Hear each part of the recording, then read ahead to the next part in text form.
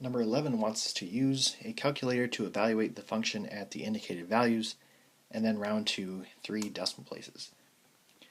So this is going to be e raised to the 1, e raised to pi, and e raised to negative 3. So the e key is if you press second and then ln, which is next to the 4.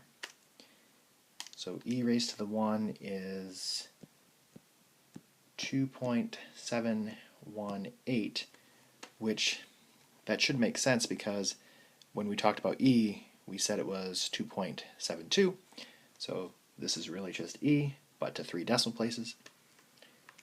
E to the pi is 23.141, and then e to the negative 3 is 0.050.